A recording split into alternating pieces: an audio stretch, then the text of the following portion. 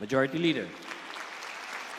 Mr. Speaker, I move that we recognize Representative Egay Erice of the 2nd District of Caloocan for his privileged speech. The gentleman from Caloocan, the Honorable Egay Erice, is recognized for his privileged speech. Thank you, Mr. Speaker. Thank you, my dear colleagues.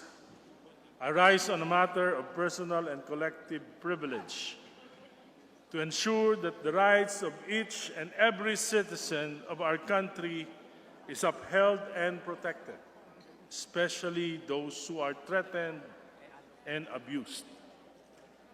Allow me, my dear colleagues, to share with you the plight of the residents of Pangarap Village, located in Caloocan City.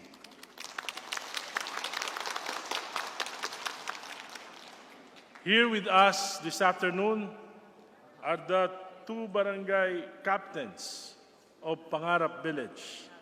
Barangay Captain Bernardo Kiboy of Barangay 181 and Barangay Captain Roel Brin of Barangay 182.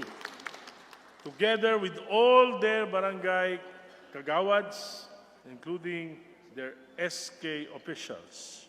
We have also here the President of the Senior Citizens, Kagawad Erlinda Reguera, together with the senior citizens of Pangarap.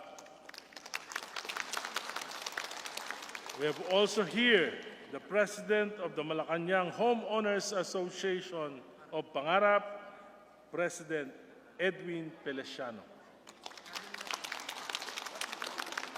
Mr. Speaker, Pangarap Village is a 156-hectare land located in North Caloocan, near the boundaries of Quezon City, San Jose del Monte, Bulacan, and Montalban, Rizal. It is composed of 2 barangays and is home to more or less 40,000 residents. Through Presidential Decree number 293, issued by then President Ferdinand Marcos, which canceled all the sale certificate issued in favor of Carmel Development Incorporated, known as CDI, in Pangarap Village. The land was declared open for disposition to Malacanang employees, which bind themselves into the Malacanang Homeowners Association Incorporated. Subsequently, a new certificate of title were issued by the Register of Deeds of Caloocan to each and every beneficiary of the Presidential Decree. At mula sa kanilang mga life savings, marami sa mga benepisyaryo ang nagtayo na ng kanilang mga tahanan sa Pangarap at pinangarap nila na sila ay matahimik na mananahanan sa nasabing lugar at maipamana sa kanilang mga anak ang mga tahanang kanilang itinayo para sa kanilang kinabukasan. Subalit, Mr. Speaker, ang pangarap na iyon ay naging bangungot ngayon. Marami sa mga benepisyaryo dahil sa kalayuan ng lugar ay hindi nakapagtayo ng bahay. Sa halip, ang iba ay pinatirihan na lamang sa mga caretakers. Ang iba naman ay napabayaan at natirahan ng mga informal settlers. Kaya lumago ang populasyon sa tinataya mga 40,000. But in 1988, during the term of President Corazon Aquino, the Supreme Court declared PD 293 as unconstitutional. Dito po nagsimula na ang kalbaryo ng mga taga-Pangarap. But as law-abiding citizens, the Malacanang Homeowners Association Incorporated have fought their battles in the courts, as their case now is pending before the Court of Appeals. Unlike Carmel Development Incorporated, who instead of going to the courts to recover their property and secure a writ of demolition, Carmel Farms resorted to the law of the jungle by employing blue guards with long rifles and garbed in full battle gear, just like a private army, threatening and harassing residents and making sure that life shall be very difficult in Pangarap Village. Our Constitution expressly states that no person shall be deprived of life, liberty, and property without the due process of the law, nor shall any person be denied the equal protection of laws. As of now, the private army of Carmel Development Incorporated controls the main road, access of the residents, and their vehicles are being prevented. Even ambulances, rescue vehicles, even fire trucks are being prevented from entering the village. Likewise, these same security guards do not allow people to converge and break apart any groups who appear to conduct meetings and the likes, further denying the residents their right to peaceably assemble. Residents of Pangarap Village are also denied access to basic commodities such as electricity and water. In 2014, the main water line installed by Maynilad and servicing the entire village was deliberately struck and damaged. Security guards prevented residents and Maynilad workers from repairing the damaged water pipes. Now, residents only have running water for about 2 to 3 hours a day. Worse, Maynilad served a termination of contract for its water services to the residents of Pangarap Village, citing Carmel Development Incorporated's demand to terminate its services. The management of Carmel Development Incorporated refused entry to Meralco workers who came to repair and or maintain power lines. This often results to blackouts in the area, especially after typhoons and strong winds. Pangarap Village residents always have to secure a temporary restraining order from the courts in order for Meralco workers to come in and restore power. Worst of all, houses and commercial stores are being illegally demolished, either by fire or by bulldozers. Since 2016, these are being done despite the absence of court orders issued. Mr. Speaker, ang malaking tanong sa akin, bakit ayaw ng Carmel Farms na dumulog sa korte at dumaan sa proseso upang mabawi ang inaangkin nilang mga lupain? Bakit kailangan nilang mag-demolish ng mga tahanan ng walang mga demolition permit? Bakit maraming tahanan ang nasusunog at sinusunog? Ngunit walang nagre-responde mula sa pamahalaan. Bakit kailangan ng harassments? Bakit nahaharangan ng mga lansangan? Natatabunan ng mga creeks? At bakit natatabunan ang mga pangunahing lansangan? Bakit nangyayari ito na para bang pinahihintulutan ito ng pamahalaan?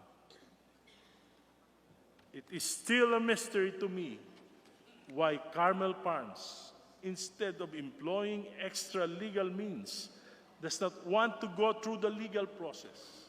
They could have filed a petition for the recovery of property in the case of the formal settlers, and they could have filed ejectment cases against the informal settlers.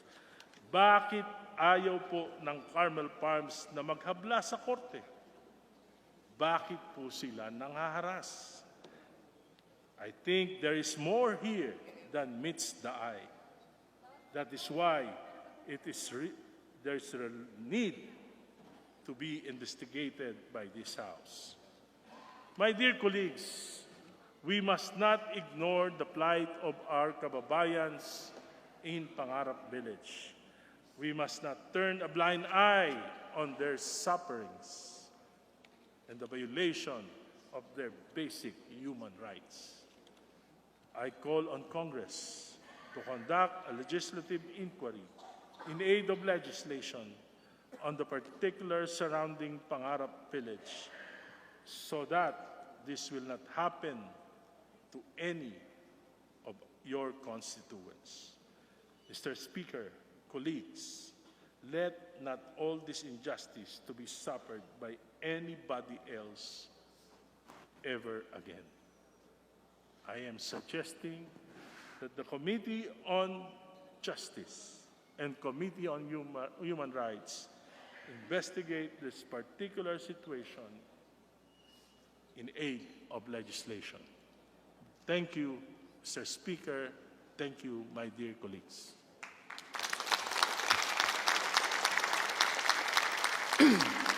Majority Leader. Mr. Speaker, I move to recognize the Honorable Carlos Zarate of Bayan Muna Party List. The Honorable Carlos Zarate is recognized for his interpellation.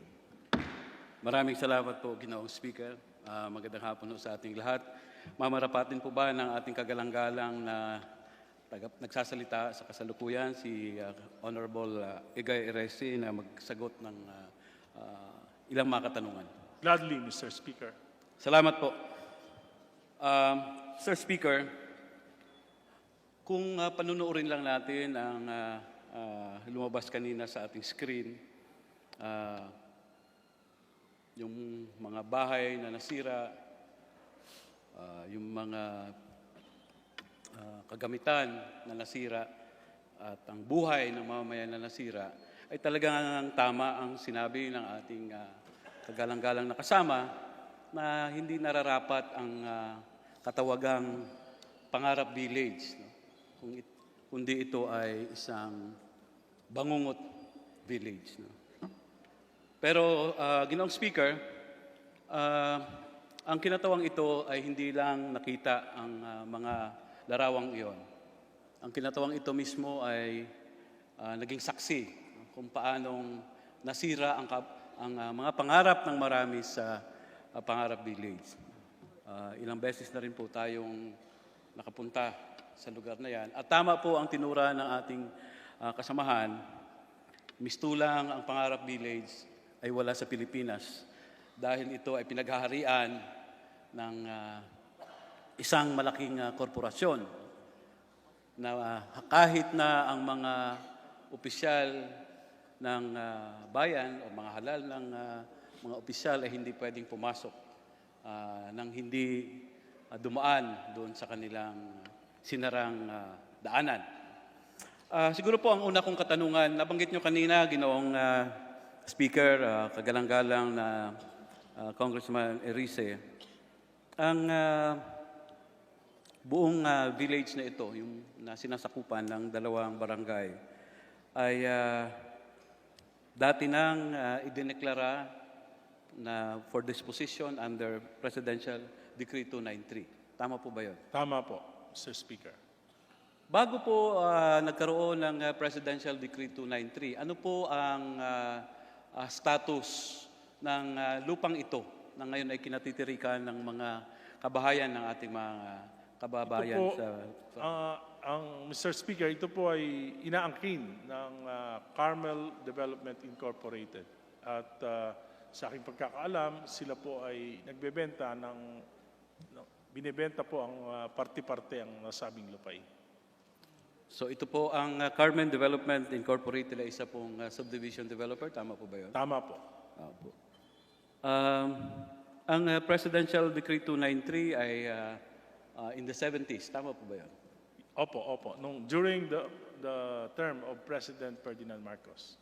At dahil po nagkaroon nga ng Presidential Decree, no, at pinayagan na ang mga dating mga empleyado ng Malacanang ay magtayo ng bahay doon, kaya nabuo yung Pangarap Village. No?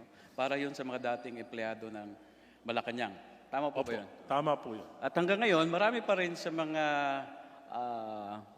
anak at susumunod na henerasyon ng mga empleyado yun, doon pa rin nakatira. Tama Yes, po ba yun? Mr. Speaker, second and third generation, I think, of the employees are, and even the Presidential Security Command personnel. Salamat po sa inyong kasagutan. At pagkatapos nga ng mapatalsik ang dating Pangulong Marcos, ay napasama ang Presidential Decree 293 sa sinabi ninyong diniklarang unconstitutional ng Korte Suprema. Tama po ba yun? Tama po yun. Pero sa inyo pong pagkakaalam, dahil na-declare na unconstitutional ang Presidential Decree 293, automatic po ba na ang naging occupation at paninirahan doon ng ating mga kababayan ay illegal sa tingin ninyo? Sa aking palagay po ay hindi po. Masalimuot ang legal issues. Marami pong sa aking pagkakaunawa, sa aking pagbabasa sa mga dangkal-dangkal na dokumento na ibinigay sa akin ng mga matagal na nakikipaglaban para sa isyong ito, napakamasalimuot po ng legal issues sa pangarap. Kaya nga po, sapagkat ngayon lang po ako nakakita ng isang developer na meron naman pong deklarasyon ang Korte Suprema na unconstitutional yung presidential decree na yon. Tataka po ako bakit hindi nagpa-file ng petition for the recovery of the property o kaya ejectment sa mga nakatira na informal settlers. Sa palagay ko po, ito yung tamang proseso, legal na proseso para mabawi niya yung inaangkin niyang lupain. Salamat po doon sa kasagutan ninyo. Tama po kayo, no? Dahil kahit na yung usapin ng sila nga ba ang tunay na may-ari ng lupang yan ay masalimuot din, no? Kaya nga po, ang mga mamamayan na nakatira sa pangarap ay maliban doon sa usaping legal ay naghahanap sila ng isang katugunan o solusyon, no? Beyond legalism sa ating mga iba't ibang ahensya ng pamahalaan. Alam niyo po ba ito o tama po ba ang aking tinurang, Ginoon? Tama po. At sa aking pagkakaunawa, ang pangunahing dahilan ni dating Pangulong Marcos na ito na kanyang kansilahin ang titulo ng Carmel Development Corporated ay sa paniniwala niya ay spurious at hindi tama ang kanilang pagmamay-ari ng nasabing lupain. Kaya nga po, ang pagdedeklara man ng Korte Suprema na unconstitutional ang presidential decree, hindi naman nangangahulugan na ika nga ay basta-basta na lamang makukuha niya ang property na yon without going through the legal process. Tama po, no? Dahil ang kinatawang ito ay naniniwala din, kahit na granting na tama yung naging desisyon ng Korte Suprema, ay hindi ito isang dahilan na basta na lang walisin o alisin ang ating mga kababayan na sa matagal ng panahon, sila ay pumunta doon at nagtayo ng kanilang mga tirahan, no? Nag-invest sila. In fact, hindi lang mga pribadong mga residente, kundi sa pagkakaalam ko, andoon din ang barangay hall, no? Na isang government property. Meron ding mga public schools, meron ding simbahan sa loob ng Pangarap Village, no? Sa napatagal ng panahon, gaya ng nabanggit ko kanina, ay naghahanap ang mga mamamayan dyan ng isang pangmatagalang solusyon labas doon sa usaping legal, no? Sa inyo pong pagkakaalam, ano po ang ginawa ng ating pamahalaan sa iba't ibang administrasyon? Nangyari ito, sabi ninyo, nakansila ang nagdesisyon ng Korte Suprema sa panahon pa ni dating Pangulong Aquino, no? Cory Aquino. So nagdaan na ang ilang administrasyon at umabot na nga hanggang ngayon, ay nalagay pa rin sa alanganin ang kabuhayan at ang buhay, no, ng ating mga kababayan. So, ipinakita niyo po kanina, no? Ang dami ng mga nangyari, no, sa Pangarap Village. So, ano po sa tingin ninyo o ano po ang sa pagkakaalam ninyo ang ginawa naman ng iba't ibang ahensya ng ating pamahalaan para mabigyan ng lunas o ng mabigyan na ng sagot ang matagal ng tinatanong at tinahanap ng ating mga kababayan sa Pangarap Village? Hanggang kailan ba matatapos itong bangungot nila? Alam nyo, ito ay isang bangungot para sa kanila, pero ako po ay humahanga sa mga naninirahan sa Pangarap. Dahil sa hirap na dinaranas nila, hindi pa rin nila isinusuko ang kanilang pangarap.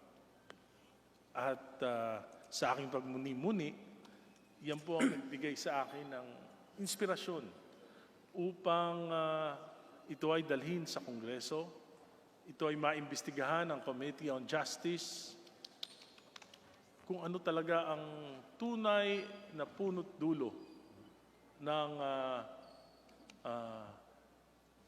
pagmamay-ari ng Carmel Development Incorporated sa Pangarap Village.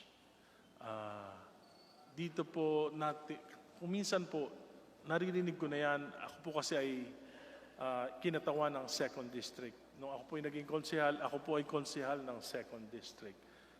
Naging Vice Mayor po ako ng Caloocan, subalit hindi ko gaanong napagtuunan ng pansin yung issue na yan. Ang sinasabi nila, there's a Supreme Court decision. So parang ang naging katotohanan sa marami, sa pamahalaan, sa mga hindi nakakaunawa, ang katotohanan para sa kanila ay meron ng ruling ang Korte Suprema na ito ay sa Carmel Farms. So lahat po ng nilalapitan na ahensya, ang sinasabi nila, meron ng ruling ang Korte Suprema. Pero sa aking pagre-research, napag-alaman ko, hanggang ngayon, tingin ko, bakit ayaw mag-file ng petition for recovery? Ba't ayaw mag-file ng injectment? Dahil ba na pag hinanapan na sila ng titulo ay magkakaroon tayo ng pagkakataon na masuri talaga ang katunayan o authenticity ng titulo ng Carmel Farms? Kaya po malaking bagay, malaking tulong para sa mga tagapangarap kung ang Kongreso na ito, ang Committee on Justice ay pag-aaralang mabuti. Saan ba nagmula ang titulo ng Carmel Farms? At yan po ay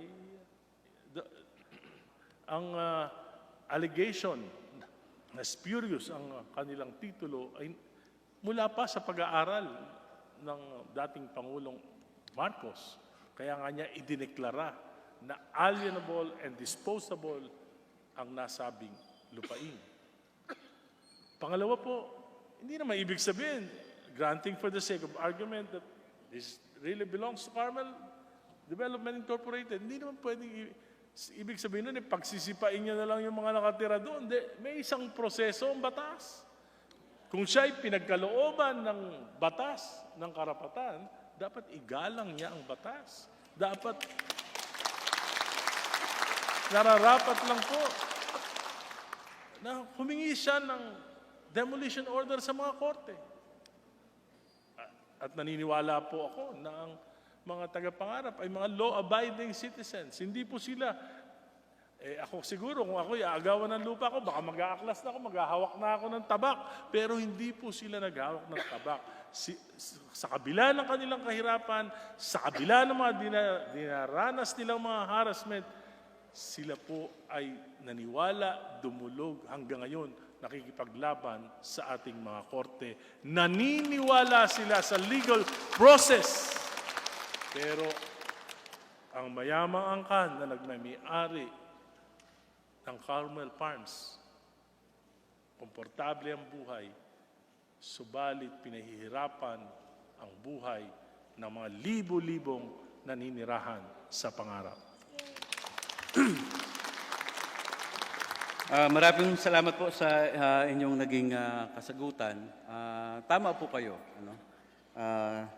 Pero ang atin pong sinusulong niyo po ay maimbestigahan ito ng Kongreso in aid of legislation, lalong-lalo na ang ating komitiba ng hustisya o ang komitiba ng karapatan, pangtao, no? Committee on Justice and Committee on Human Rights. Sa pagkakaalam niyo po ba, no? Meron pa hong ibang mga ehensya na kumikilos para magkaroon ng sagot, no? Itong problema ng mga kababayan natin sa pangarap? Sa aking palagay po ay sa ngayon ay wala. Kaya nga po kinakailangan ma-establish natin yung the real truth about the Pangarap Village upang yung mga ahensya ng pamahalaan ay kumilos at matulungan itong mga kawawa nating mga kababayan. So sa pamamagitan po ng investigasyong ito na inyong pinananukala, ay maipatawag ng Kongreso itong mga ahensyang ito. Halimbawa, ang Presidential Commission on the Urban Poor, Human rights, ang and also the owners of ang may-ari, development. Hindi po humaharap ang mga may-ari. Dapat malaman natin sa kanya, straight from the horse's mouth, bakit niya ginagawa ito, mga pagpapahirap na ito sa mga mamamayan ng Pangarap Village. Salamat po.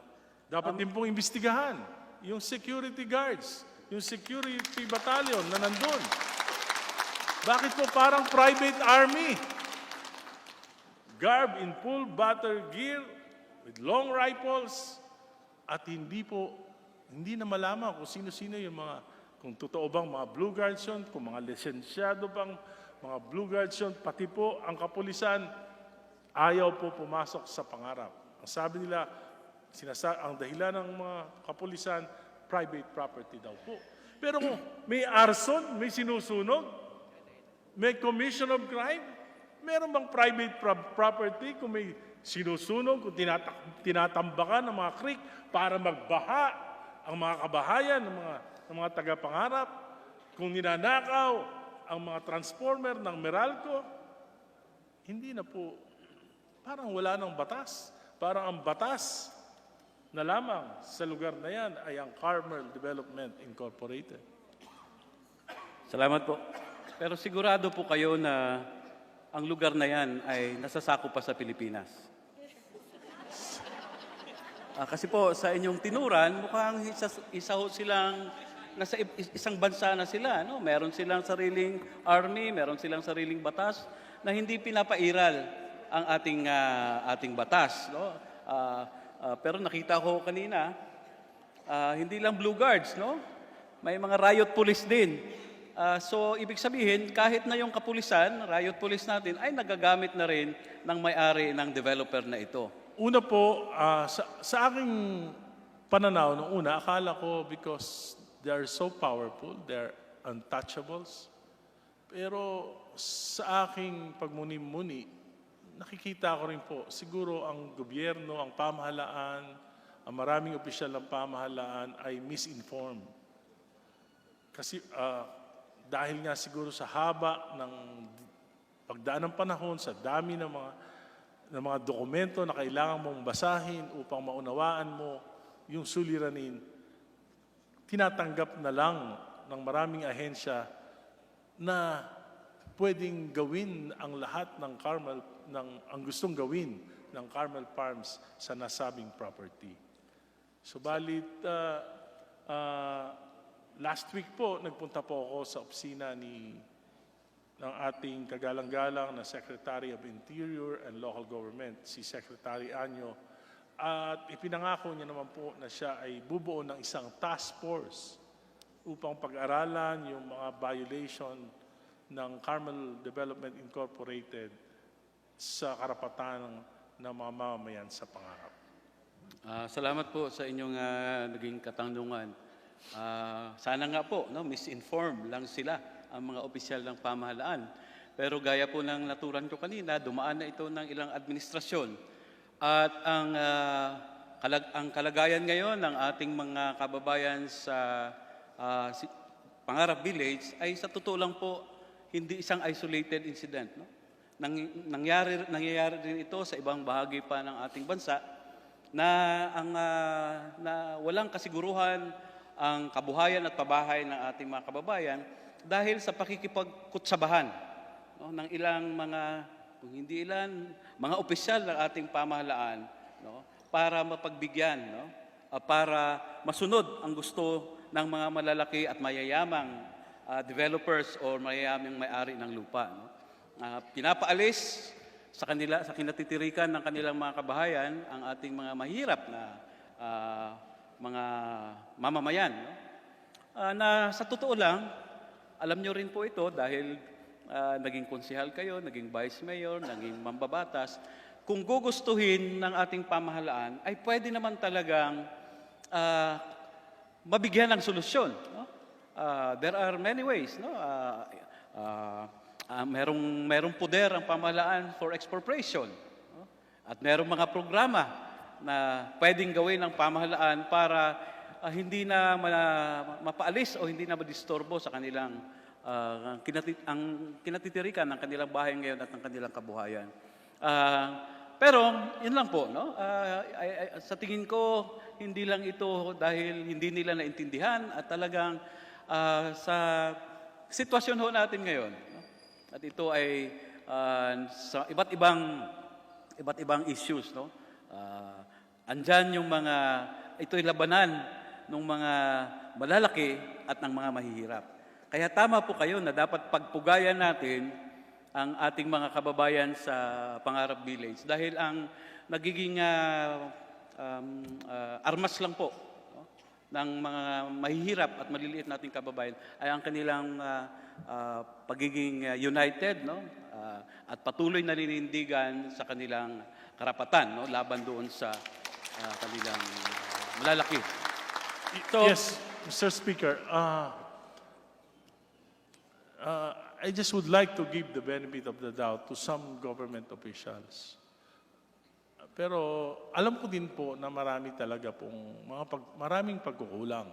Maraming pagkukulang. Siguro isa din po ako dahil ako po ay naging konsehal, pagamat hindi ko po ito distrito, naging vice mayor po ako, hindi ko gaanong pinag-aaralan until these days. At habang pinag-aaralan ko po, nai-inspire po ako sa pinakikita ng mga kababayan natin sa Pangarap na courage, nakikita nila na pagkakaisa, yung determinasyon para sa against all odds, maabot nila yung kanilang pangarap para sa kanilang pamilya. Kaya nga po, sabi ko nga, first things first, we must investigate. Must find out the real truth. Kasi po, yung truth na naipalaganap ay maaring hindi po yun yung real truth. fake news. So, yun po. At maraming magagawang pa. Sabi nyo nga yung masilimutang problema at ayoko naman pong magbigay din ng mga solusyon na sa tingin ko ay hindi makatotohanan. Of course, we can always expropriate. Government can always expropriate, but only for socialized housing. We cannot expropriate and give 800 square meters to beneficiaries of the presidential decree. Only to the informal settlers, we can expropriate for them. Only to those who are willing to accept socialized housing, we can help them as a government. Even the local government can help the residents by simply buying the land through expropriation. Madali po yun.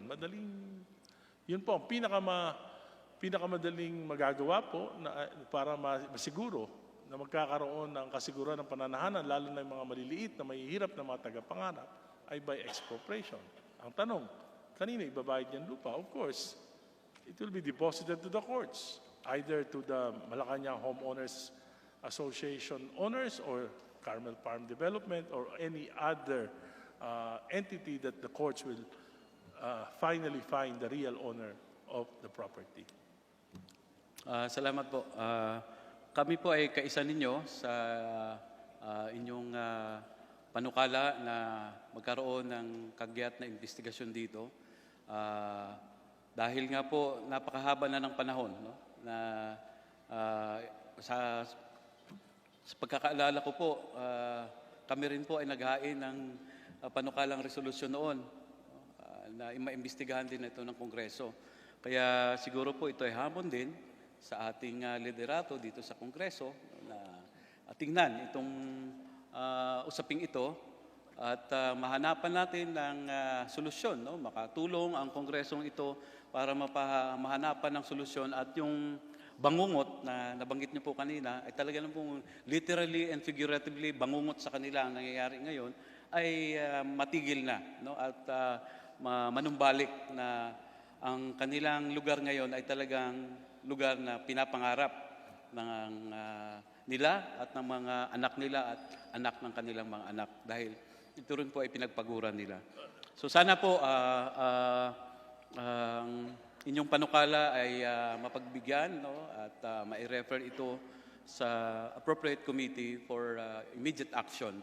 Yes. Itong problema ng Sitio Pangarap. Maraming salamat po sa inyong Opo, especially yung harassment, yung pong pagbabiolate ng kanilang karapatang pantao, yun na po ang unang dapat aksyonan ng pamahalaan na matigil na. Majority Leader. Mr. Speaker, I move to recognize the Honorable Sarah Jane Elago of the Party List Kabataan for her manifestation. The legendary lady from the of Party List Kabataan, the Honorable Elago, is recognized for her interpellation. Maraming salamat, Ginoong Speaker. Sa bahagi po ng representasyon ng kabataan, nais din natin diinan ang pangangailangan na ito ay maimbestigahan na sa lalong madaling panahon. Dahil nais po natin na magpatuloy ang pangarap ng mga tagapangarap ng malaya sa pangamba. Ako po mismo ay saksi bilang parte ng mga nagsulong ng panukalang resolusyon sa 17th Congress para maimbestigahan ito kung paano naapektuhan po yung kalagayan ng bata at mga kabataan, lalo na yung mga nag-ieskwela. May mga student leaders po nanggaling sa iba't ibang eskwelahan sa Maynila ang nagbibigay sa atin ng mensahe na papasok na lamang sila sa school, hindi pa sila makatuloy dahil biglang may truck na nangangamba sila na kung papasok sila sa eskwelahan, pagbalik nila wala na silang bahay. So yung mga ganun po na mga pagkakataon na hindi lang sa mga pumapasok ng malayo sa Caloocan, pero maski po yung mga pumapasok sa malapit na kailangan pa nilang umikot ng daan dahil may mga roads na o may mga daanan na hindi na po sa kanila ma-access. Yan po yung mga kalagayan na sa tingin natin ay hindi talaga makatao. No? Kaya ang usapin dito ay hindi lang para mag-imbestiga kung sino ba talaga ang nagmamay-ari ng lupa o kung ano na po yung status, no, ng usapin na yan, kundi imbestigasyon talaga. Muli, imbestigahan kung sino ang dapat managot sa mga harassment na yan. At pangalawa, bigyan po ng hustisya ang lahat ng mga naglaan ng oras at nagsakripisyo upang maipaglaban ang karapatan sa ligtas, sa matitirhan na bahay, na tahanan dito sa ating bansa. Yan po ay isang karapatan na lahat po tayo, no, hindi lang mga miyembro ng Kongreso, kundi mga lingkod bayan, tayo ay titindig para dyan. Lalong-lalo na po sa panahon ngayon, nasa 4.5 million ang walang tirahan sa Pilipinas, 3 million dyan nasa Maynila. Ito pong nasa pangarap, meron ng bahay. Ibigay natin ang lahat, no, upang manatili sa kanila ang pagmamay-ari na yan ng kanilang mga tahanan at ang mga bata at kabataan ay hindi na mamanahin pa ang problema na yan sa Pangarap Village. Yan po ang hangad ng representasyon na ito ng kabataan. Kaya maaasahan niyo po ang aming buong suporta. Maraming salamat, Ginoong Speaker. Maraming salamat po. Majority Leader.